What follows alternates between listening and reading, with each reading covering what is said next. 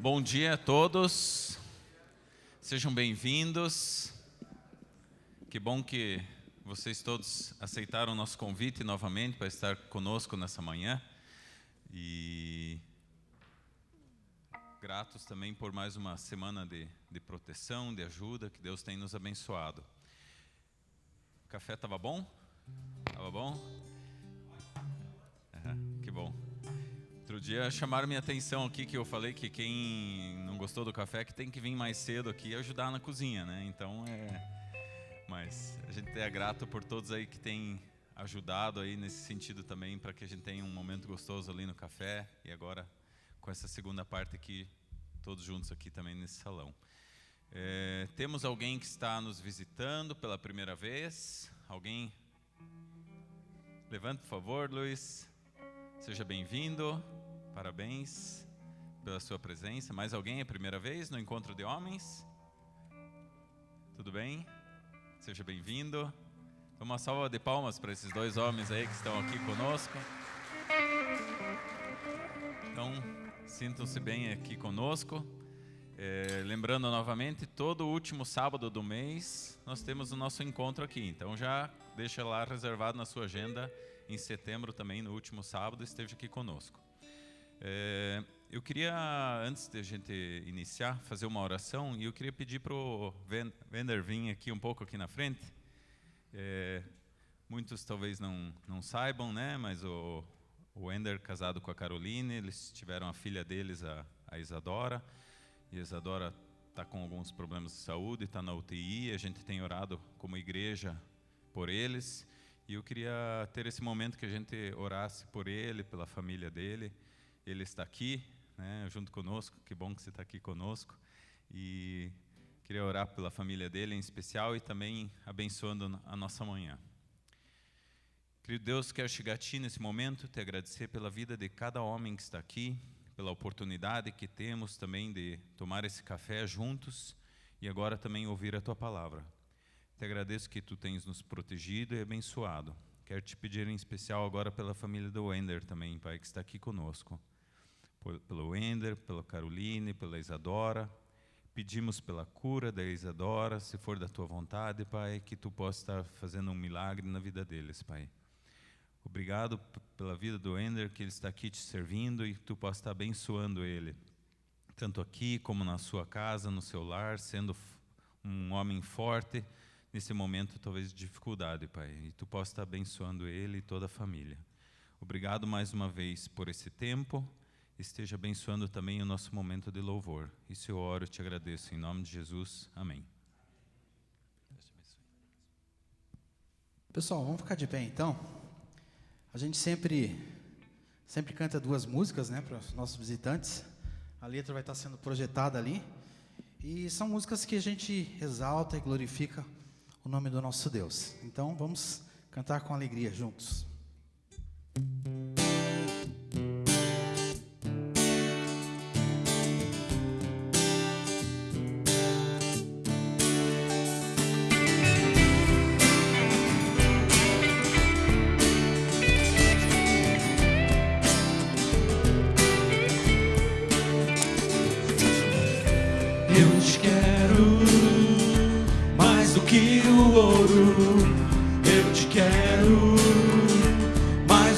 Tesouros, eu te quero mais do que a minha vida, Senhor. Te desejo mais do que mil bênçãos. Meu anseio é agradar teu coração. Outro bem não possuo além de ti. Senhor, Tu és a porção da minha herança, és o bem maior pra mim. O meu coração não pode mais viver sem o Teu grande amor.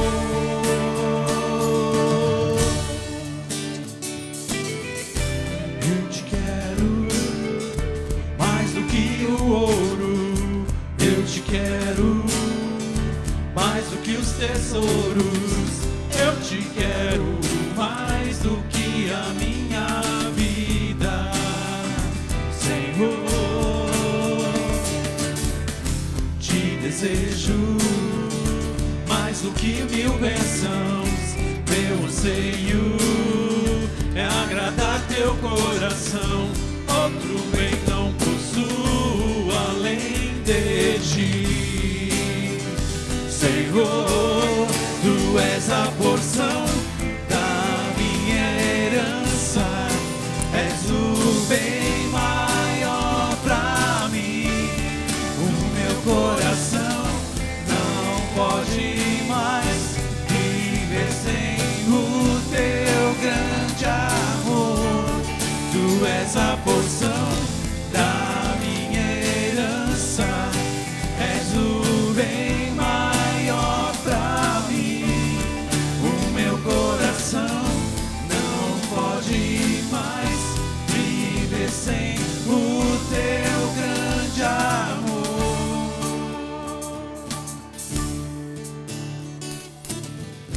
Meu seio és tu, Jesus. Meu anseio és tu, Jesus.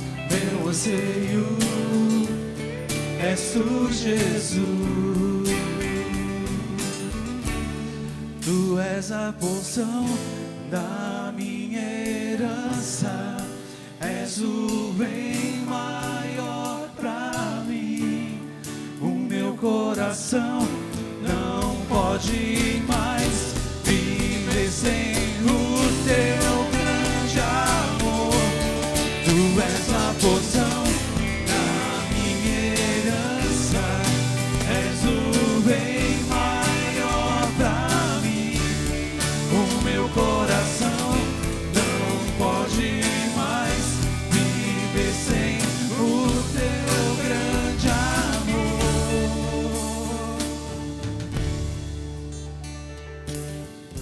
Meu anseio és tu, Jesus. Meu anseio és tu, Jesus. Meu anseio és tu, Jesus.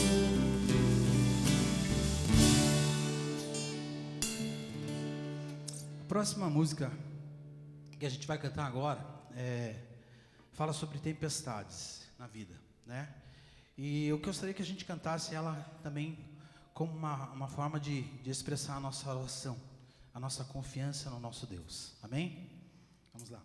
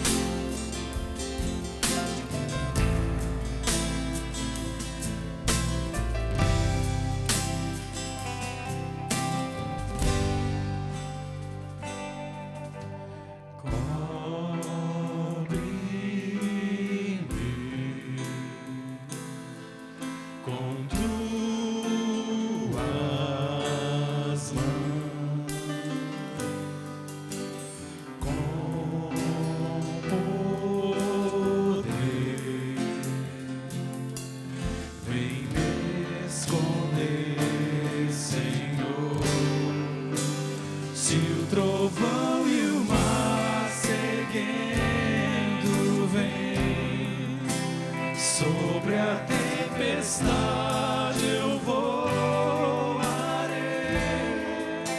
sobre as águas tu também és Deus. Descansarei, por sei que és Deus.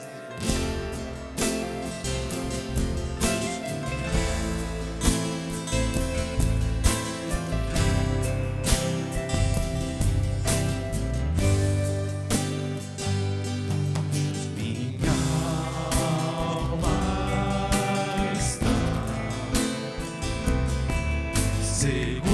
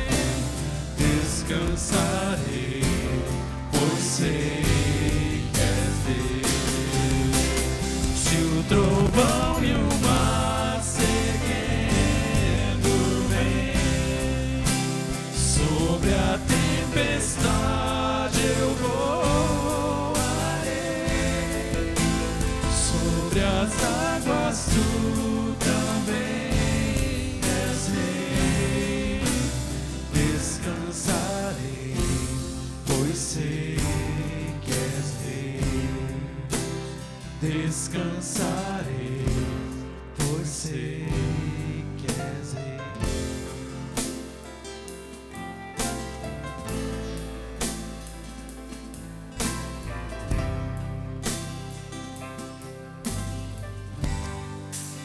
Senhor,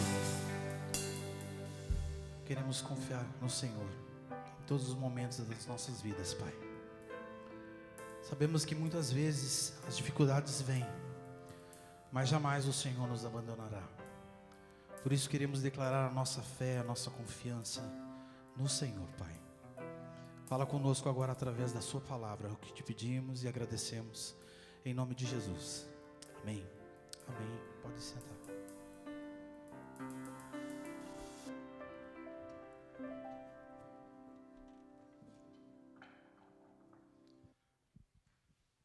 Olá a todos. Depois desse café da manhã delicioso, esse louvor aí maravilhoso, em nome do Comitê de Homens aí, nós temos o prazer e a honra hoje de ter o preletor Juba conosco, o nosso querido Juba. E ele escreveu algumas palavras aqui, eu queria só apresentá-lo, né, fazer esse breve briefing. O Juba, então, vibra em ser casado com a Gabi. Eles são os pais da Olívia e do Antônio. E agora eu vou fazer um adendo aqui. Felizes demais também pela chegada de mais um presente de Deus na vida deles aí, que é um terceiro filho ou filha que está a caminho aí. Eles ainda não aprenderam a lidar, segundo Juba, com toda a fofura da Olívia e do Antônio. Pelos caminhos de Deus, foi chamado para ser pastor aos 32 anos, quando se dedicou à formação bacharel em teologia, pelo Seminário Bíblico Palavra da Vida, o PV, fez pós-graduação em aconselhamento bíblico pela mesma instituição. Desde a conclusão dos cursos, serve como parte do grupo de pastores aqui da nossa Igreja Evangélica Menonita Nova Aliança, cuidando especialmente de jovens e adolescentes, e segundo ele, dizem que dá muito trabalho, mas ele entende como um puro privilégio. Queria complementar que ele é um amigo muito querido do coração, e ele, apesar de atender especialmente jovens e adolescentes, ele cuida muito bem de nós, e a gente é muito grato pela vida dele. Então, agora eu queria pedir, Juba, por favor, aqui, traga o privilégio de trazer a palavra a todos nós aí.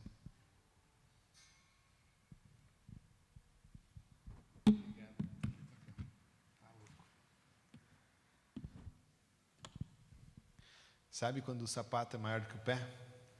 Você fala, não devia estar nessa posição, nesse lugar. É um tanto assim que eu me sinto. E honestamente, não é falsa modéstia, não. Minha real sensação de estar aqui é quem sou eu, né? Quem sou eu? Um simples homem, como qualquer um aqui, que pelos caminhos de Deus foi feito da minha vida o que a graça dele aprove, desejou. E eu só posso ser grato. Obrigado, Guto, pelo carinho. Obrigado a todos aqui pelo carinho. E essa pequena introdução faz a gente já voltar nossos olhos para Deus, dizendo, é Ele, é a graça dEle, é a vontade dEle que nos trouxe aqui. E eu queria te convidar a gente fazer mais uma oração para pedir para Ele a bênção dEle sobre a nossa vida, sobre esse tempo que a gente vai passar junto aqui, pensando na palavra de Deus. Então vamos fazer uma oração juntos? Pedindo para Deus, esse Deus que conta a nossa história, que derrama a sua graça sobre a nossa vida, que Ele fale com a gente essa manhã. Senhor Deus, quem sou eu, mas quem somos nós para ter a expectativa que o Deus Criador do universo inteirinho se importe com a gente? A gente não tem nada em nós mesmos para provar que isso vale a pena, Deus, porque a gente é pó, Senhor. Nossa vida é tão simples, Deus, para o Senhor se importar com a gente. Mas pela Tua palavra, Deus, foi revelado o Teu amor, o Teu olhar incessante sobre a nossa vida, de um desejo de relacionamento Teu, de um chamado para comunhão contigo, de uma busca, Deus, por cada um daqueles que são Teus e estão perdidos. E, Deus, diversos aqui foram por Ti encontrados. A gente louva, Deus. Obrigado por nos encontrar quando a gente estava perdido. E Deus, eu também te peço que se tem alguém aqui, nessa manhã, sendo chamado pela tua voz, que essa pessoa encontre o caminho para essa comunhão contigo, para esse novo relacionamento através de Jesus Cristo. Fala com a gente nessa manhã, Deus, eu peço em teu nome, Jesus. Amém. Quando o Guto me convidou há um mês atrás para falar nessa reunião, eu estava começando um mês que prometia ser um mês muito, muito, muito cheio de tarefas, muito cheio de trabalhos e coisas para fazer aqui na igreja, porque era o mês também de férias do pastor Robson. Nosso pastor Robson voltou, quem não saudou, o pastor Robson está aqui de volta com a gente. E aí, quando o Guto falou comigo, passou uns dias, ele falou, Guto, deixa eu pensar, deixa eu avaliar aqui como é que estão as coisas, se eu dou conta. Ele insistiu um pouco, e aí, Juba, vamos? Eu falei, vamos. E aí ele me deu o tema. Ele falou, Juba, a gente vai falar sobre... Não pega daqui, pega, não pega. Giba, me ajuda só a dar um clique ali no computador. Testei agora, tinha funcionado. Deixa eu ver se está comigo aqui. Talvez a pilha está fraca. Rogério, você fica dando os cliques aí, ou quem puder, por favor. Deixa eu ver, peraí. Última tentativa. Eu não consigo daqui. Alessandro, eu vou te pedindo aí. Obrigado, Ali. Então, talvez tenha uma pilha nova. Obrigado, pastor. Bom, e aí o Guto falou, então, e o tema? O tema é mais ou menos esse, Juba, fazendo sua vida valer a pena. Lá, quando ele falou em agosto, eu disse assim, Guto, beleza. E daí, durante o tempo de divulgação, ele falou, mas você não pensou em outra frase, outro título para pôr aí? Eu falei, Guto, vou pensar isso lá pelo dia 25, 26 só, porque até lá eu sabia que tinha muita coisa para fazer. E aí, essa semana, eu me debrucei, assim, falando, puxa, Café dos Homens, vou estar lá com todos os caras da igreja, falando com eles, deixa eu pensar no tema. E aí eu vi o pepino que eu entrei, que enrascada, gente. Como é que eu posso falar disso, assim, fazendo sua vida valer a pena, né? Quem sou eu, honestamente, né, para contar para vocês como é que se faz uma vida valer a pena? Honestamente, minha vida é hoje muito simples mesmo. Eu tenho meu trabalho aqui na igreja, tenho minha família com meus filhos, minha vida de igreja, e se você pensar no que é minha vida hoje, aí se resume 95%, 99% de tudo que eu vivo, família, trabalho e igreja. Nada mais do que isso, nada mais do que isso. Talvez essa palestra fosse muito interessante, dá um clique, por favor, Alessandro. Se a gente tivesse um homem aqui como o Elon Musk, você não conhece quem ele é um dos grandes milionários do mundo, e esse cara, ele resolveu fazer o seguinte, ele falou, cara, eu vou fazer a minha vida ter significado, minha vida ter sentido, e vou pegar a minha fortuna e não vou ficar sendo um bom vivant, um cara que vai passar a vida aí gastando o seu dinheiro, só curtindo a vida. Não, eu quero fazer coisas significativas para o mundo. Eu vou criar uma companhia espacial para levar o homem em Marte. Eu vou criar uma empresa de telecomunicações para levar a internet para o mundo inteiro. Eu vou criar carro elétrico para todo mundo poder ter uma nova forma de energia. Se esse cara falar assim, olha o que eu fiz na vida, venha me ouvir, é uma palestra que lota, fazendo a vida valer a pena, Elon Musk, não é? Você não ouviria esse cara falar sobre isso? Aí, o problema definitivamente não é pilha. Então, Alessandro, próximo personagem aí, por favor. Se fosse o Barack Obama é um dos caras que é considerado um dos políticos mais relevantes do século XX. Ele saiu de um arquipélago chamado Havaí para ganhar Prêmio Nobel da Paz. Você pode nem concordar com as coisas que ele fez, mas é um cara que, dizendo sobre a vida, eu sei uma vida que vale a pena, ele é um cara que marcou a história do século XX, com coisas que ele fez, com coisas que ele propôs. Seria uma palestra incrível ouvir o Barack Obama falando sobre fazendo a vida valer a pena. O próximo, por favor. Se você pensasse, então, que um estilo de vida diferente seria legal, você tem aí na foto, talvez você nem reconheça, mas esse aí é o Paul McCartney. Tá surradinho, né, cara? Isso aí dá um ânimo pra gente. A gente vê ele assim. Oi, Alessandro. Quero tentar, vamos ver. Última tentativa aqui. Não mesmo. Você vai ter que me ajudar, Alessandro. Obrigado. O Paul McCartney escolheu um estilo de vida vivendo os seus talentos, aquilo que ele gostava de fazer. Olha que vida boa, faz o que você gosta. Ele gostava de música, ele era um excelente músico. Ele conseguiu conquistar uma fama que até seu tempo era inimaginável. Ele era conhecido em todos os lugares do mundo como um dos grandes artistas desse mundo. Fez fortuna com isso e tem uma longevidade para olhar para toda essa vida e falar para a gente a vida que vale a pena. Você diria, opa, esse cara eu quero ouvir falando sobre a vida que vale a pena. E o último personagem que coloquei aí, ele é mais emblemático do que por si só significativo, mas o Cortella é um filósofo brasileiro que tem falado muito ao povo brasileiro. E você fala, puxa, então deve existir uma sabedoria, alguma coisa que as pessoas descobrem nessa vida, pensando sobre a vida, estudando sobre a vida, estudando a história do mundo, a história do pensamento, qualquer coisa assim, que chegue a conclusões que digam, eu sei como a vida vale a pena, eu sei o que fazer. E qualquer um desses caras, eu tenho certeza, seria uma palestra de um sucesso muito maior do que o Juba vindo falar da vida que vale a pena, fazendo a vida valer a pena. Porque eu sou realmente, assim, um homem simples, de vida, de gosto, de atividades. Eu não tenho a fama de nenhum deles, eu não tenho a riqueza de nenhum deles, eu não tenho uma vida relevante e significativa para o mundo, como nenhum deles teve. Mas o que eu acho que fez um pouquinho de diferença para o Alvin, para o Guto, pensarem na minha vida para aqui hoje, é porque eu tentava ser um desses caras. Talvez não na proporção deles, claro, né?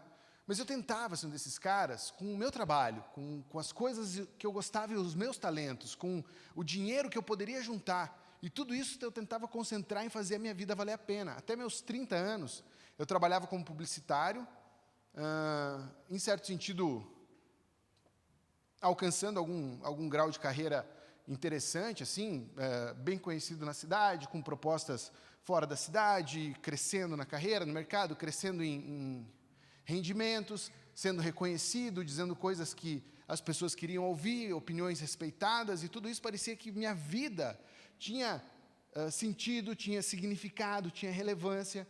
E, de repente, algo aconteceu na minha vida, algo aconteceu no meu coração, que eu olhei para todas essas propostas desses homens, falei, mas isso não me interessa mais?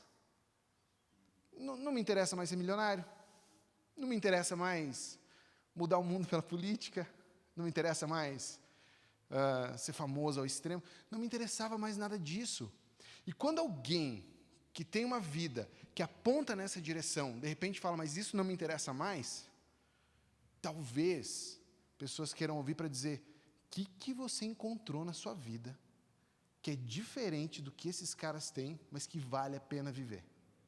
E é um pouquinho disso que eu quero falar para vocês hoje, o que a gente encontra na vida como sentido, como propósito, como a direção que a nossa vida pode seguir, que você vive a vida que você tem, essa sua vida, que você pensou sobre ela enquanto eu falo. Você vive essa vida que você tem, cheia de sentido, cheia de propósito, cheia de significado, fazendo a tua vida valer a pena. Como que a gente vai começar a pensar sobre essas coisas? Dá mais um clique, por favor, Alessandro. A gente vai ver daqui a pouquinho uma cena de corrida aí. Esse filme marcou minha memória, nem sei porquê, talvez para a gente usar aquele hoje. Essa é a história do Robinson Crusoe. Você lembra desse nome? Robinson Crusoe? É um personagem que sofreu um naufrágio. O Robinson é esse barbudinho aqui da frente. Ele sofreu um naufrágio, foi parar numa ilha do Caribe, que a princípio parecia deserta, mas tinha alguns habitantes ali. Ele conhece um nativo da ilha, o sujeito que está ao fundo ali, e ele, no relacionamento dos dois, ele que dá nome para esse sujeito. O novo nome desse sujeito ali que ele inventa é Sexta-feira. Então, essa cena é entre o Robinson Crusoe e o Sexta-feira, e eles vão apostar uma corrida, e você vai ver essa cena, e eu quero que você chegue à conclusão, depois de ver essa cena, de quem ganhou a corrida entre os dois, tá bom? Pode passar a cena, veja quem ganhou a corrida.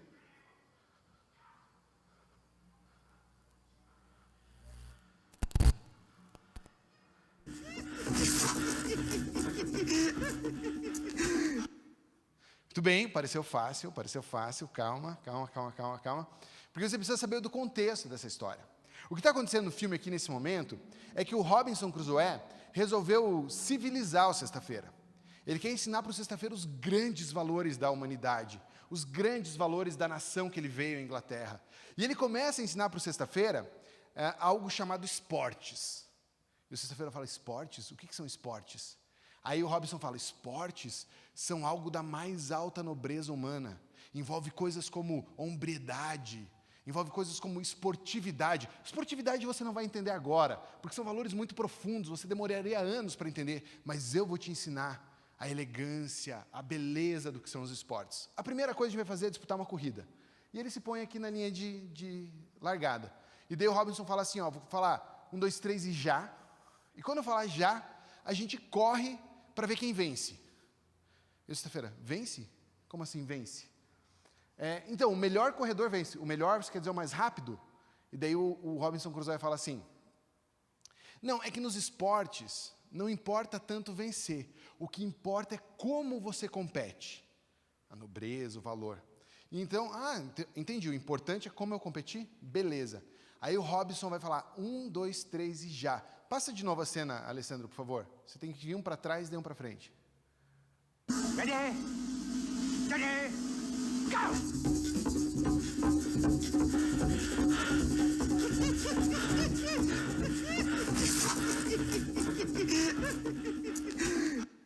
Termina a corrida, sexta-feira está rindo, porque ele tem certeza que ele ganhou. Ele olha a corrida do Robinson Crusoe, toda desesperada, catando cavaco ali, tentando chegar desesperadamente no começo, e ele olha para aquilo e fala, eu ganhei, porque minha corrida é muito mais bela, eu estou muito mais elegante, cada passo meu é firme na areia, é isso que ele diz para o Robinson. E o Robinson fala assim, mas eu que ganhei. Como assim você que ganhou a corrida? Eu fiz o que você me disse que era importante, eu corri da forma mais bela que eu podia. Daí o Robinson fala para ele, esqueça tudo que eu disse, importa quem chega primeiro. Essa é a moral da história. Traz para a tua vida isso. Imagina que alguém te disse sobre como viver, sobre as coisas que importam na vida, sobre aquilo que você tem que batalhar, aquilo que você tem que se esforçar, aquilo que você tem que se desgastar na vida. E aí você vai acreditar nisso, você vai correr a tua corrida com a tua força toda colocada naquilo que é importante. Você não é louco de viver uma vida gastando seu tempo naquilo que não importa. E aí, quando você chegar na linha final, no último passo de cruzar a linha final, e descobrir que não era para isso que servia a vida, descobrir que não era tudo que você investiu o que importava, e chegar lá e falar, o quê? A vida não era sobre tudo que eu me desgastei, a vida não era sobre tudo que eu gastei minha energia. Ai, o que eu fui fazer? Talvez se tivesse a mesma reação de sexta-feira ali, o quê? Por que ninguém me disse isso antes? Por que ninguém me ensinou isso antes? E, honestamente, irmãos, pensando aqui, a gente tem uma direção de vida, que acredito que boa parte aqui pelo menos conheça, que ela é orientada por uma visão cristã de mundo. E eu já chego nela.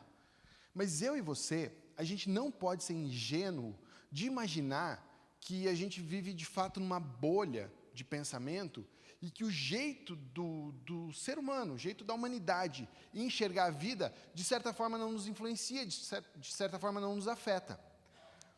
E aí, se a gente perguntasse para a nossa humanidade, o mundo em que a gente vive, aquilo que a gente construiu como civilização, o que importa na vida, para que a gente vai viver, a gente teria muitas respostas. A gente teria respostas que vêm de filósofos, a gente ia ter respostas que vêm de políticos e o que importa para esse mundo na política. A gente ia ter respostas de milionários que dizem, olha, o mundo vai ser melhor se acontecer isso. A gente ia ter todo tipo de resposta. Mas eu acho que todo tipo de resposta humana se resume a uma única visão de mundo, de diferentes formas, de diferentes jeitos, mas todas vão chegar no mesmo ponto. E para falar desse ponto para vocês, tem mais um videozinho para a gente ver.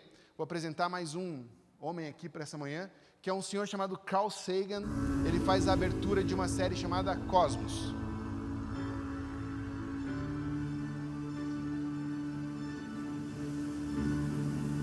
The cosmos is all that is, or ever was, or ever will be. Our contemplations of the cosmos stir us.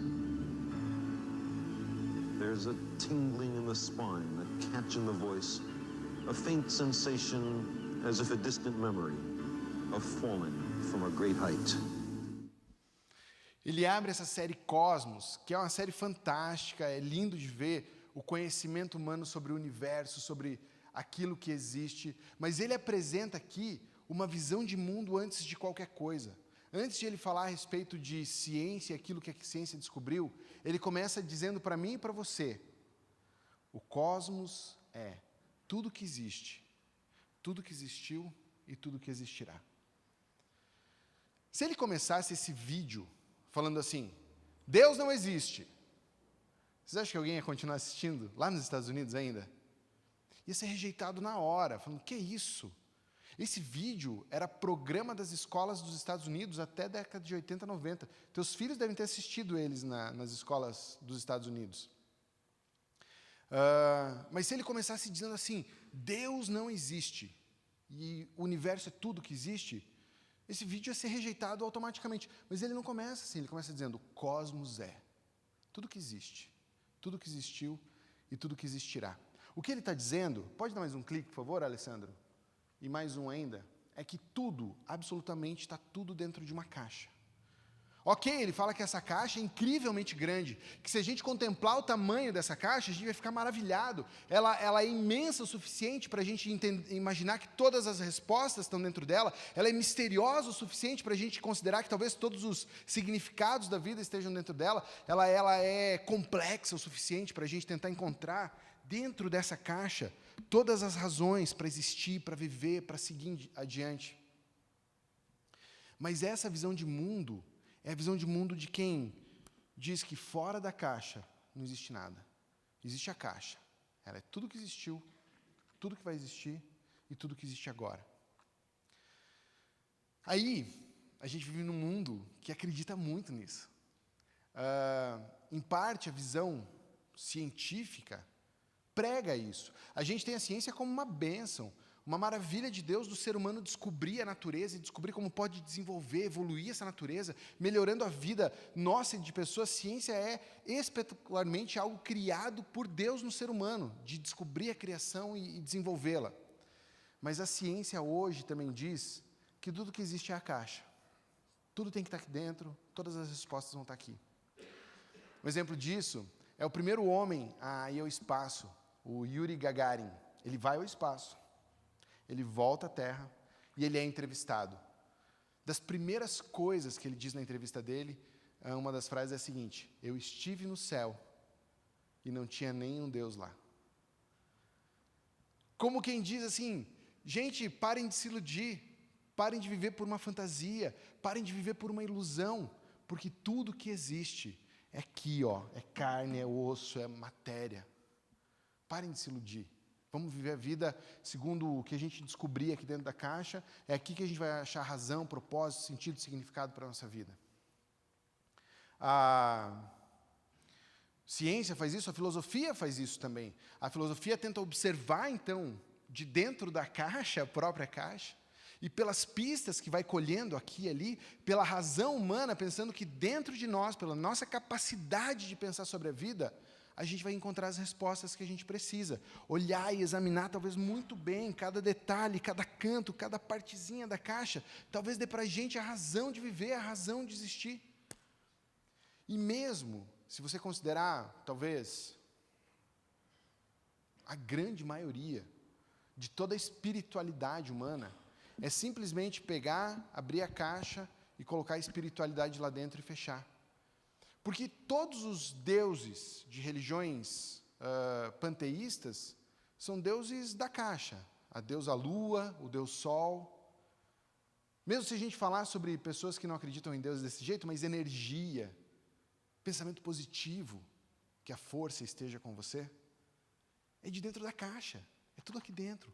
Mesmo a espiritualidade humana tenta olhar para esse universo que existe, esse mundo que existe, e falar assim, todas as respostas têm que estar aqui dentro.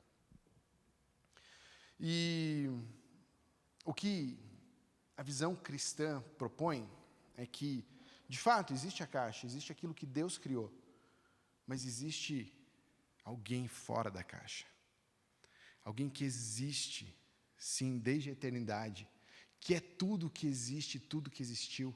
E Ele é o Criador de tudo que está dentro dessa caixa, de tudo que está dentro desse universo. E se Ele é o Criador de todas as coisas, é Ele quem pode dizer para você e para mim qual é o sentido da vida, do que se trata isso que a gente está fazendo, que é viver. E então, de forma maravilhosa, esse que existe fora da caixa, nos dá informações de fora da caixa para a nossa vida. Ele traz até nós aquilo que a gente chama de revelação. Gente, isso aqui é extraordinário. A gente fala que a Bíblia é sobrenatural, porque está em nossas mãos aquilo que veio de fora da caixa. Isso aqui não faz parte dessa natureza, isso aqui não faz parte dessa criação, isso aqui não faz parte daquilo que o homem poderia deduzir por suas ideias, por suas capacidades. Isso aqui ciência nenhuma descobriria. É o Deus Todo-Poderoso, o Criador de todas as coisas, que nos doou, que nos deu a revelação daquele que está fora da caixa. Então, se eu e você, a gente desejar encontrar o sentido da vida, ou algum sentido para a vida, e olhando para o sentido dessa vida, aí sim entender se tua vida vivida aqui está valendo a pena, a gente precisa desse tipo de informação aqui. E eu separei para vocês hoje, para a gente ler, um texto que é um versículo e meio, mais ou menos. Oi, Alessandro, deixa eu fazer a introdução aí, segura aí. Nesse texto, contém uma cápsula de informação. Ele diz muito mais do que suas palavras estão dizendo, mas que tem conteúdo suficiente para dizer para você e para mim qual é a razão da nossa vida, qual é a razão da nossa existência, por que a gente vive e como a gente pode ter a noção de se a nossa vida está valendo a pena. O texto é de Efésios, no capítulo 1, o versículo 9, que é o primeiro pedaço, e o resto é do 10, diz assim: Deus nos revelou o mistério da sua vontade, fazer convergir em Cristo todas as coisas, celestiais ou terrenas, na dispensação da plenitude dos tempos. Vou ler de novo. Deus nos revelou o mistério da sua vontade, fazer convergir em Cristo todas as coisas, celestiais ou terrenas, na dispensação da plenitude dos tempos. Se eu estou te dizendo que esse é a cápsula na Bíblia do sentido da vida, talvez você está dizendo assim, Juba, mas está complicado. Como é que eu vou entender então do que é vida nesse texto aí? Vou tentar te ajudar a entender os pedaços do texto para a gente entender ele todo. Olha só, começa falando assim: Deus nos revelou o mistério da sua vontade. A vontade de Deus, aquilo que é o coração dele, aquilo que são os propósitos dele, de fato a gente não descobriria, a gente não teria meios para saber o que Deus deseja, o que Deus quer, o que Deus pensa, se não fosse Deus nos revelar. E por isso a ideia de revelação, por isso a ideia de algo que vem de fora da caixa, que a gente não descobriria. Deus revelou aquilo que era misterioso, que a gente jamais saberia, e a gente tem isso em nossas mãos, a palavra dele. E qual é o mistério dessa vontade? Qual era essa vontade secreta que ele revela a nós? Diz assim o texto: fazer convergir em Cristo todas as coisas. Essa palavra que ele usa ali, do convergir, ela é muito especial. Ela está falando de algo mais ou menos assim, que Cristo é um princípio unificador de todas as coisas. Cristo é a essência que une todas as coisas que existem. Para você entender a origem da palavra, ela seria mais ou menos assim, usada na prática dos gregos lá. Você faria uma soma, e sabe quando você faz a soma, passa um traço para dar o resultado? O jeito de eles fazerem a soma era o contrário, eles faziam de baixo para cima, eles somavam, daí botavam um traço em cima e o resultado lá em cima. E aquele resultado é como se fosse a cabeça de toda a conta. É mais ou menos isso. Para dizer o quê? Que tudo isso somado dá nesse ponto aqui. Só que isso na matemática. Só que isso envolve muito mais coisa. Qualquer princípio, qualquer essência, qualquer ser que pudesse ser centralizador, aglutinador, resumidor de todas as coisas, levaria esse termo de convergir nele as ideias, princípios de todas as coisas. Quer ver um outro uso que tem na Bíblia? Quando Paulo fala assim, que toda a lei se resume a amar o próximo como a ti mesmo. Essa palavra se resume é a mesma de convergir aqui. Toda a lei, tudo aquilo que Deus nos deu para vivermos uns com os outros, aquilo que diz faça, não faça, pode, não pode, tem um princípio unificador, aquilo que diz que toda a lei pode ser resumida só nisso: amarás o próximo como a ti mesmo. E a Bíblia vai dizer para a gente, nesse texto, que absolutamente todas as coisas, celestiais ou terrenas, aquilo que é feito de matéria, que é feito da criação, a caixa por si mesma, ela existe, e a existência dela tem um ponto final, um ponto que vai unificar todas as coisas. E não só essas coisas são terrenas, materiais, mas mesmo as celestiais, espirituais, como a tua alma e a minha. Aquilo que a gente sabe que não pertence a essa criação, mas dentro de mim existe um ser, criado por Deus, Espírito. Não criado solto, mas criado para ir numa direção, para seguir um rumo, e esse rumo é Cristo. E quando ele fala da plenitude dos tempos, a dispensação da plenitude dos tempos, dispensação é quase a mesma ideia de administração, é como alguém que vai regulando as coisas para distribuir. Então, na medida em que Deus faz os tempos andarem, Ele vai distribuindo os tempos e as coisas que acontecem. Quando todos esses tempos se somarem, com todas as histórias de vida, com todas as histórias de todos os povos, com tudo que a criação veio a existir, tudo isso vai chegar num ponto que é a plenitude disso, e quando todos olharem essa plenitude, vão dizer, tudo é sobre Cristo, tudo é sobre Jesus, tudo é sobre Ele, tudo é por Ele, por meio dEle, tudo é para Ele. Esse é o sentido, esse é o rumo que as coisas existem no mundo. Se ainda está misterioso para você, dá mais um clique, por favor, Alessandro. Pode dar play no vídeo. Imagina que a história, talvez, seja como um rio, seja como uma correnteza que está fluindo para algum lugar. Se você observar, tem partes ali desse rio que estão indo a toda velocidade, com toda a força, na direção que o rio corre. Ainda assim, tem algumas outras que parecem que estão paradas no meio do caminho, mas não importa, todas estão seguindo o fluxo do rio, todas estão se destinando ao mesmo lugar. Imagine que tua vida é uma gota nesse rio, que talvez na tua percepção ao seu redor, isso não esteja claro, isso não seja tão evidente de para onde esse rio está correndo, para onde ruma essa correnteza, mas ela vai chegar num ponto em que tudo vai parecer apontar para um final, e quando esse final for revelado para nós, a gente vai descobrir que todas as coisas fazem sentido, porque todas foram feitas para a gente contemplar Cristo, ver a beleza dele e enxergar Jesus nas nossas vidas. A gente vai ser surpreendido de alguma forma na linha de chegada, quando a gente estiver botando o pé para cruzar a linha e alguém falar para a gente o que importou na vida, uma revelação de que o que importou foi tudo na tua vida que fez sentido nessa direção. Tudo que importava fazer na vida era seguir essa correnteza, era seguir esse rumo, e a partir disso você vai poder dizer na linha de chegada, ganhei. Ou você vai poder dizer, foi tudo em vão. Esse é o sentido, esse é o significado. Essa é uma vida que vale a pena ser vivida. Tendo isso em mente com vocês, eu quero ainda aproveitar um pouquinho do tempo que a gente tem, para, junto com vocês, pensar em 3 implicações, 3 consequências da gente entender que toda a vida, todas as histórias, as nossas histórias, se direcionam para Cristo, se direcionam para o encontro com Jesus. Primeira coisa que eu quero que você grave nessa manhã, que você leve daqui, pensando em fazer sua vida valer a pena, pode pôr, por favor, Alessandro, é que a sua vida não é sobre você. Já pensou nisso? Que a sua vida não é sobre você?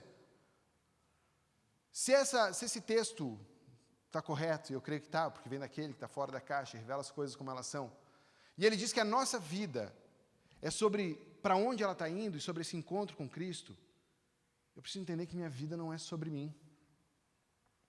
Mas a gente tem muita dificuldade disso. A gente vive o tempo todo achando que a história é sobre a gente, que a gente é o personagem principal. E como personagem principal, a gente vai fazer de tudo para estrelar a nossa história. Como que a gente tenta estrelar, brilhar na nossa história? A gente acredita, por exemplo, que o nosso jeito é o melhor jeito. Que o nosso modo de pensar é o modo correto. Que o nosso modo de fazer as coisas é perfeito. E já que a vida é sobre mim, já que a minha vida diz respeito a mim mesmo, eu vou batalhar de todo jeito para fazer tudo o que eu quero, tudo como eu quero, tudo do jeitinho que eu quero. Quando isso não acontecer, vocês vão conhecer minha ira, vocês vão conhecer minha reclamação, a minha frustração, porque as coisas não são como quem? Como eu quero. Não é estranho você sentir isso. Não é estranho eu sentir isso. Isso faz parte da essência do ser humano.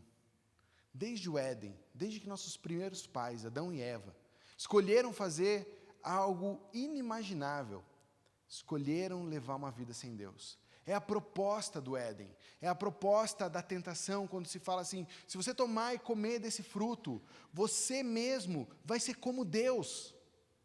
Você mesmo vai ter toda a história centrada em você. Você mesmo vai ser aquele que sabe discernir o bem e o mal, vai escolher o bem e o mal por você mesmo. Você agora, tomando esse fruto, se rebelando contra Deus, vai fundar um novo reino, um reino que é seu. E foi isso que aconteceu no Éden. Na verdade, o que acontece ali é a fundação de 2 reinos, o de Adão e o de Eva. E a guerra do reino contra o reino de Deus também começa uma guerra contra eles. E é um pouco dessas guerras de reinos que a gente vive na nossa casa. Não sei como são seus relacionamentos familiares, mas tendo ali dentro da sua casa pelo menos 2 pecadores, eu sei que tem 2 reinos em guerra, 2 reinos do eu em guerra, de 2 pessoas que acreditam que a história das suas vidas é sobre si mesmas e que o outro às vezes atrapalha muito isso. E aí você se descobre em crise conjugal. Puxa, de onde veio isso? Tiago vai dizer na Bíblia, de onde vêm as guerras e contendas que há entre vocês? Não vêm dos seus desejos, que guerreiam dentro de vocês? Pensamos que a vida é sobre nós mesmos.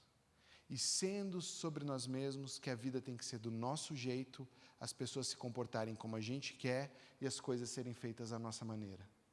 Quando a gente entende que a vida não é sobre nós mesmos, mas é sobre Cristo, tudo que eu faço tem que de alguma forma apontar para Ele. Eu tomo o meu reino e eu digo, não é mais meu, é teu. Vem o Senhor governar. Vem o Senhor dizer como as coisas são. Seja feita a tua vontade e não a minha. Uma vida que vale a pena ser vivida. Uma vida que vale a pena seguir adiante. Uma vida que espera no final o abraço do seu Salvador Jesus. Uma segunda implicação de pensar sobre Jesus convergir todas as coisas, todas as histórias. Aí eu tinha separado um texto, desculpa, volta ali. Não, dá mais um clique, Alessandro, por favor. Olha só como a Bíblia corrige esse mal da gente viver para nós mesmos. Ela nos ensina que Cristo morreu para que todos aqueles que vivem para si mesmos não vivam mais para si mesmos, mas vivam para aquele que por eles morreu e ressuscitou. Você quer começar a fazer tua vida ter sentido, tua vida ter razão de ser, tua vida ter significado, valor, propósito, você passa a escolher viver por aquele que morreu por você numa cruz, dando a vida no teu lugar, e vivendo por Ele, passa a escolher fazer as coisas do jeito dEle, quando Ele quer, como Ele quer. Uma segunda implicação para a nossa vida é que a vida tem um autor. Porque esse texto fala para a gente que existe um ponto que é a plenitude dos tempos, que é o fim da história, que é o ponto final. Quem dá esse ponto final é Deus.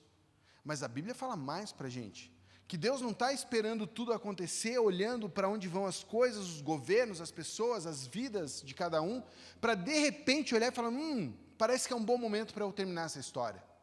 Não, Ele é o autor, Ele é quem conta essa história. Tem um texto muito especial em Atos que diz assim, pode pôr o próximo slide, por favor, Alessandro? A história tem um autor e o texto. Deus, de um só fez toda a raça humana para habitar sobre a face da terra, havendo fixado os tempos previamente estabelecidos e os limites da sua habitação, para buscarem a Deus se porventura, tateando, o possam achar, bem que não está longe de cada um de nós. O que o apóstolo Paulo está falando nesse texto em Atos? Que Deus, o Criador, é o contador de toda a história humana, colocando as pessoas, a cada tempo, cada povo, em cada lugar, para habitar exatamente naquele lugar, viver exatamente aquele momento da história, ser governado por Deus no sentido de toda a humanidade, ser guiada por Ele numa história. E Deus tem um propósito com isso, em ser o autor da história, para que os homens o conheçam, para que as pessoas pudessem encontrá-lo.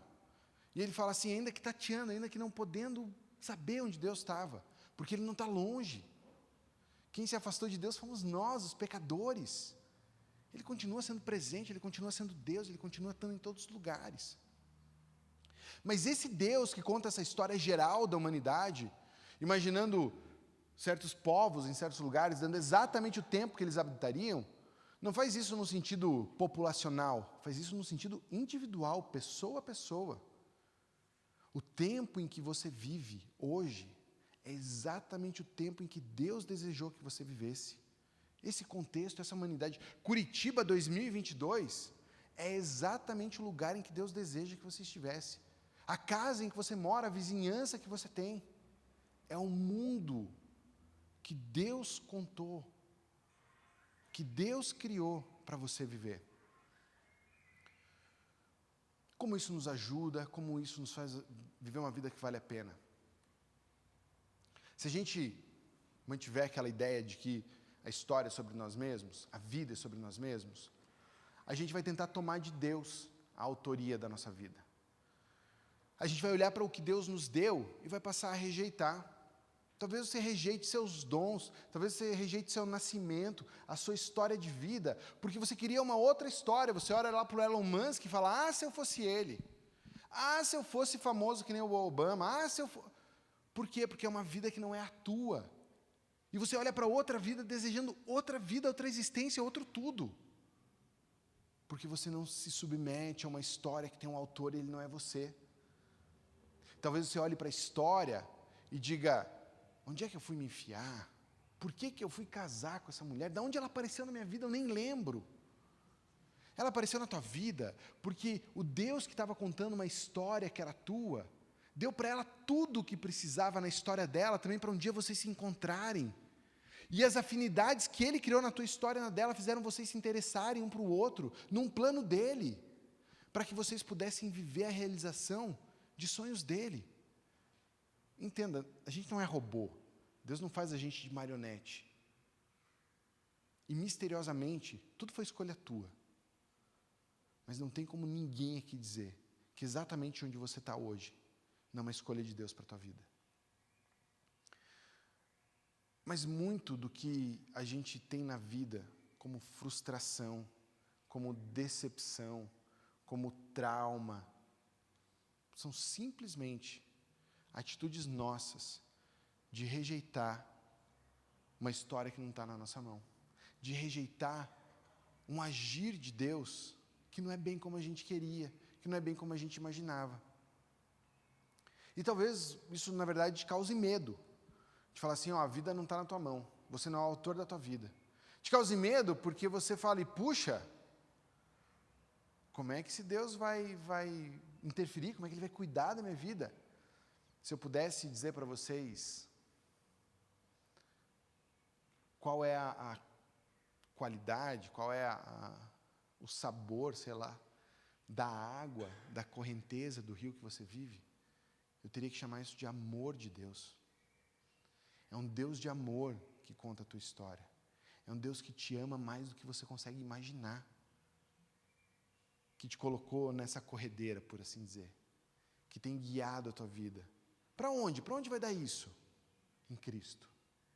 E quando você estiver com Cristo, talvez você olhe para trás da sua vida, com momentos de extrema alegria e talvez extrema tristeza, sofrimento e vitória, sucesso e fracasso. E quando você olhar para a tua história, toda ela vai fazer sentido, porque você vai dizer, era tudo sobre Cristo, era tudo sobre Jesus, faz sentido o que eu vivia, faz sentido cada tropeço, faz sentido cada dificuldade, faz sentido cada dia difícil, porque era sobre Ele, não era sobre mim, era sobre Ele ser exaltado, era sobre Ele ser sustentador, era sobre Ele ser restaurador, era sobre Ele ser o curador da minha vida.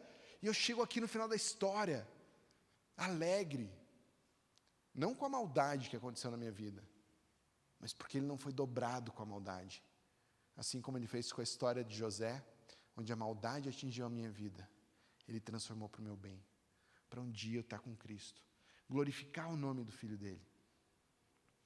Eu pensei numa prova irrefutável para vocês de que Deus é o autor da vida de vocês. Você vai falar, não tem como, tem que ter um autor da minha vida. E eu acho que a coisa que mais prova, no sentido de quantidade, de evidência, que tem um autor na tua vida, que tem alguém mexendo ali os pauzinhos para te guiar, são as coincidências da vida.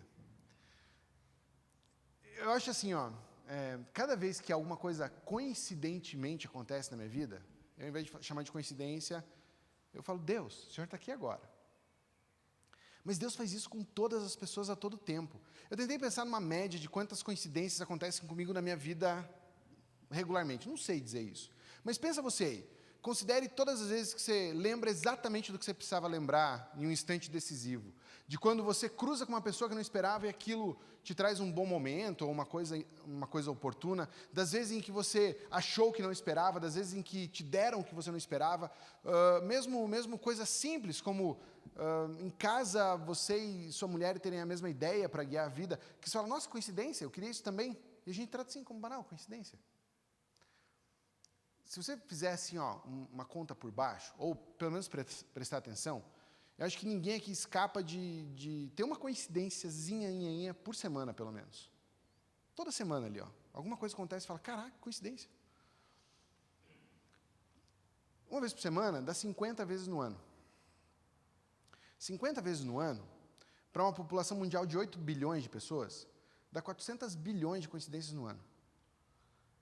Caramba. É tanta vez coincidência que não dá mais para chamar de coincidência. Você tem que chamar de um autor conduzindo todas as coisas. É comum a experiência humana constantemente a gente ser lembrado, Deus está no controle, Deus está no controle, Deus está no controle. Olha só, essas coisas não acontecem por acaso, isso aqui não é sorte, isso aqui não é destino. Sou eu cuidando da tua vida, sou eu prestando atenção em você. Eu quero te mostrar, eu quero te dar flashes aí de insights que você fala, Deus está nisso, Deus está aqui agora. E é assim que Ele está. 100% presente na tua vida, 100% atencioso a você.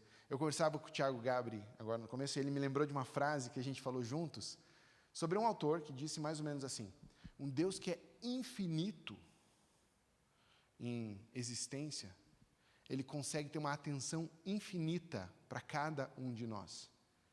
Ele não se divide para prestar atenção em cada um. Ele inteiramente, todo Deus eterno, poderoso, autoexistente, infinitamente em sabedoria, em graça e amor, presta atenção na tua vida. É isso que significa a nossa vida ter um autor. E é claro, a gente cantou aqui no começo, que nessa vida tempestades podem vir. Como que a gente junta essas duas coisas, existir um autor e a tempestade? Puxa, talvez tenham respostas melhores das que eu tenho para dar hoje, mas no mínimo você pode falar para Deus nos momentos difíceis, Senhor, não estou entendendo a tua história, não estou entendendo o que o Senhor está fazendo, mas eu confio que o Senhor é o autor de tudo que eu preciso viver para chegar até lá, chegar até Jesus, e tudo fazer sentido em Cristo. E quero contar para vocês ainda uma terceira implicação desse texto, de toda a história rumar para Cristo.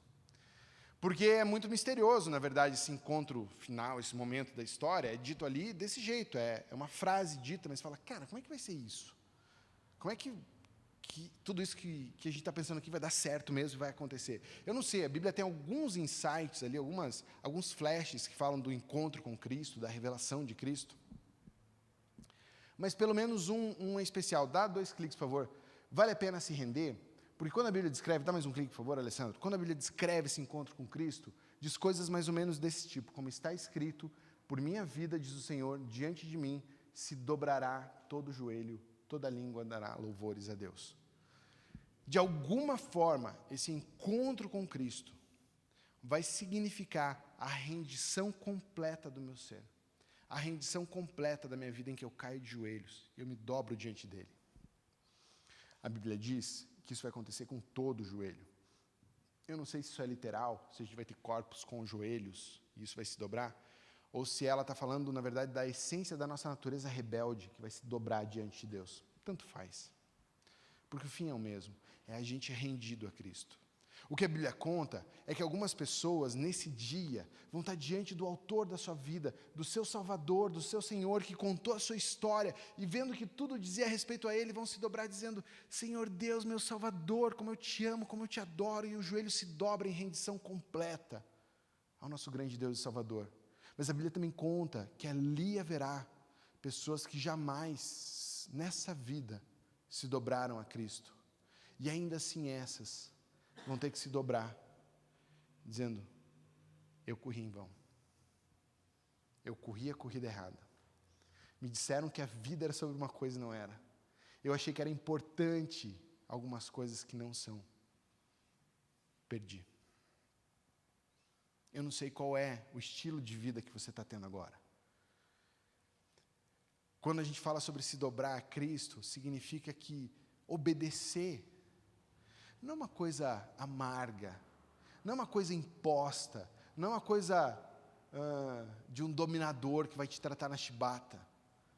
Quando Jesus fala para você obedecer Ele está dizendo assim, ó, vem para mim, é para cá que tua vida está conduzindo, me obedece, trata as coisas como eu acho que você tem que tratar, vem para mim, se solta na correnteza, deixa essa correnteza te levar, porque essa correnteza é meu amor te atraindo para mim, é isso que é obediência, a gente se dobrar a Jesus falando, sim, eu me entrego.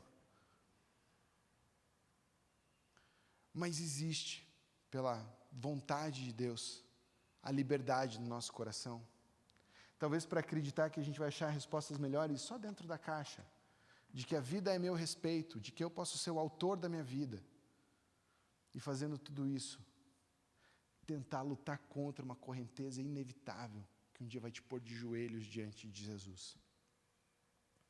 Como que você, na prática, talvez aplique isso? Você tem que começar a pensar coisas muito práticas da sua vida, e agora pensando talvez na vida de homens aqui, especificamente, aquelas coisas muito práticas da vida, suas finanças, a educação dos seus filhos, seu casamento, seu emprego, seu tempo de lazer, sua língua e como você a usa. Essas coisas fazem parte da nossa vida comum. Sabe essa vida comum que você tem, que eu tenho? Como que em cada pedacinho dela, eu digo, estou indo para você, Jesus. Eu estou olhando para o meu casamento como você olha, Jesus. Que é um lugar de santificação de vidas. Que é um lugar em que eu tenho que servir minha esposa para ela ser mais parecida contigo. Eu estou olhando para as minhas finanças como bênção tua, recurso teu, para eu distribuir para esse mundo em generosidade. Eu estou vendo o meu trabalho como oportunidade tua para eu mudar o mundo, para eu abençoar pessoas, para eu talvez evangelizar alguém, não sei, mas para eu te glorificar por meio dele. Eu estou olhando, Deus, para o meu tempo livre, como um tempo que não é para o meu reino, para a minha vida, para eu fazer o que eu quero sem pensar no Senhor, mas é um tempo que o Senhor me dá para desfrutar daquilo que o Senhor dá e glorificar o teu nome, exaltar o teu nome. A gente consegue pensar cada uma das áreas da nossa vida, se rendendo a Cristo, porque é para lá que a nossa vida está indo, quer você queira, quer não. Dá o último clique, Alessandro. Quer viver uma vida que vale a pena? Você não vai encontrar uma resposta grande na minha vida. Você vai encontrar uma resposta grande na palavra de Deus. O que eu tento fazer com a minha vida é me entregar para o destino certo que Ele está me levando. Aquilo que importa, aquilo que eu vou terminar a corrida e dizer assim, fiz, cheguei e vivi do jeito que te agrada, Deus. Esse é o meu desejo para você, que você escolha uma vida que vale a pena ser vivida, por Cristo, para Cristo e para o teu encontro com Ele. Se tem alguém aqui que ouviu tudo isso e não sabe o que significa ter a vida entregue a Cristo, nunca fez isso, nunca tomou uma decisão de entregar a sua vida por Cristo, eu vou permanecer aqui na frente, no salão, depois da mensagem. Você pode vir falar comigo, que eu faço questão de te explicar o que eu quero dizer quando eu falo de uma vida entregue a Cristo. E se você já ouviu tudo isso, e talvez Deus está tocando no teu coração, não lute contra a correnteza. Não resista. Se render é se entregar. Mas está se entregando ao rio de amor que Deus tem na tua vida. Vamos orar. Senhor Jesus, obrigado, Deus, por prover para a gente a tua palavra, que mostra a razão de tudo existir. E assim a gente viver uma vida que vai se desgastar, vai gastar muita energia, vai gastar muito dos nossos recursos, vai trazer talvez pesos e dificuldades, mas a gente pode seguir nela, sabendo que ela não é em vão, que ela tem nos levado para perto de Ti, meu Senhor. Cuida, Pai, para que cada um aqui possa, de fato, avaliar pequenas áreas da sua vida e transformá-las, não por grandes revoluções, mas pela simples entrega a Ti, de joelhos dobrados, dizendo, vem, Senhor, reinar sobre essa área da minha vida. Deus, que finanças estejam sendo entregues agora a Ti. Deus, que casamentos estejam sendo entregues agora a Ti, Pai. Que o emprego, que os filhos, que o futuro, Deus, que sonhos sejam nesse momento colocados aos Teus pés. Para Te dizer, Senhor Jesus, que a gente não é o assunto principal dessa vida, é o Senhor. Que a gente não é o autor da nossa vida, é o Senhor. E que no fim das contas, tudo diz respeito a Ti, por isso a gente quer Te entregar toda a nossa vida. Vem reinar sobre nós. Em Teu santo nome, Jesus, a gente pede. Amém. Amém. Alvin?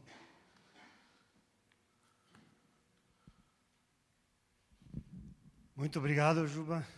Aquilo que nós falávamos ali fora, agora eu estou mais convicto ainda que Deus realmente te usou era você a pessoa que a gente precisava para falar sobre essa palavra. Muito obrigado, Juba. Juba já deu as dicas de como fazer isso, mas eu não queria deixar de falar do Cada Homem um Guerreiro. É uma das ferramentas que a gente utiliza aqui na igreja para poder ajudar, né, aos homens a ter essa continuidade. Então, o Juba falou ali sobre finanças, você pode aprender sobre finanças no Cada Homem um Guerreiro, sobre família, sobre a tua vida com Deus, na tua proximidade com Deus. Então, é isso que esse curso se propõe. Temos agora 3 cursos em andamento, o Carlos, líder, está tocando o outro, o Anderson está tocando um virtual, e temos vários guerreiros aqui no nosso meio aí, vários pretendentes a guerreiros, né? Então, muito bom ter esse curso. E lembrem que quando vocês pensarem assim, puxa, como é que eu faço tudo isso que o Juba falou? Essa é uma ferramenta excelente para isso. Então, mais uma vez, muito obrigado pela presença de cada um. Muito obrigado, pastor Juba, pela excelente palavra, e que a gente possa ter aí um tempo bem gostoso aí durante esse final de semana também. Passar para o Oscar aqui, depois para o pastor Robson. Eu sou o último. Ele é o último. Eu precisava dar uma palavrinha rápido, e a gente, quando chegar de viagem, tem que vencer a tentação de ficar contando muita coisa, mas enquanto Juba falava sobre o autor da vida, deixe-me testemunhar por 5 minutos só, um pouquinho. Nós passamos um mês, e nesse um mês, hospedados por uma família muito interessante, que hospedou Daniel e Elis, foram apresentados a eles há um ano atrás. Essa família, esse homem é um profissional da área de marketing. Ele é formado em engenharia civil, mas um profissional de marketing da área de farmacêutica. Passou por algumas empresas, até que nos últimos anos ele teve uma empresa de consultoria. E no final essa empresa foi vendida. E eles moraram em várias cidades. Nessa última cidade, há 7 anos, construíram uma casa com uma visão muito interessante. Eles fizeram um porão enorme, que na verdade é um baita de um apartamento. E ali eles têm hospedado, e construíram para isso, com essa visão, para servir e hospedar pessoas que precisam, pastores ou professores de seminário que estão chegando, precisam de hospedagem por um tempo. Daniel, eles moraram ali um mês, fizeram uma relação assim tão profunda de amizade, não se conheciam. Esta mulher chama o Daniel de dizer: eu sou sua mãe americana agora, e disse: quando alguém vier, vai visitar vocês, vai ficar aqui. E nós ficamos hospedados. Pra você ter uma ideia, assim, o quarto que eu estava tinha uma cama king size, mais sofá, mais não sei o quê, e sobra espaço. É tudo assim grande, tudo mobiliado, novinho. E ali ficamos, e não tínhamos como ficar de outro jeito. O nosso outro filho, que mora na Alemanha, estava lá com os seus 3 filhos também. E o Daniel mora num apartamento de 2 quartos com um banheiro. Como é que é hospedar todo mundo? Um mês de hospedado, e tudo diz assim: se você precisar de suprimento, não compre, fala com a gente, nós temos estoque aqui. Então, nós estávamos servidos desse tempo todo. Mas impressionou a visão dessa família e esse homem, porque ele, muito bem sucedido na área dele, ele se aposentou perto de 60 anos, disse: não vou ficar parado. Ele arrumou um emprego de vendedor numa loja da Apple. Foi ser vendedor. Mas, por final, agora com 72 anos, está fazendo um doutorado em arqueologia. E aí a esposa dele disse para mim, quando eu a conheci, ela disse assim, depois você conversa com meu marido, o Daniel já tinha me falado sobre isso, sobre as pesquisas de arqueologia que ele está fazendo, estão pesquisando, já 3 anos seguidos que eles vão pesquisando no Jordânia, a fazer escavação na área onde eles acreditam está Sodoma, era Sodoma. A cidade, Gênesis 19, foi destruída, e diz assim o texto, com fogo e enxofre que caiu do céu. E aí nós tivemos algumas oportunidades juntos, e quando eu estava com ele a primeira vez, eu perguntei, quais são as evidências que faz você estar fazendo pesquisa nesta região, acreditando que Sodoma era nesse lugar? Muito interessante, ele me disse. Entre várias outras coisas, ele disse, nós encontramos artefatos de argila vitrificados de um lado para o outro. Uma parte daquela parte, como uma fonte enorme de calor, partiu de um ponto só. Eles estimam em volta de 3.000, 4.000 graus para isso acontecer. E a teoria é que um meteoro explodiu perto da superfície e emitiu uma onda de calor enorme que gerou tudo isso. Então, há achados arqueológicos de vitrificação parcial em artefatos de argila mostrando isso. Fora isso, eles estimam uma explosão da ordem de 14 bombas nucleares, como a caiu sobre Hiroshima e Nagasaki. E ele foi contando, e entre várias outras coisas, ele disse uma coisa assim. Outro achado muito interessante é que nessa região se encontram microesferas vitrificadas. E nesse lugar.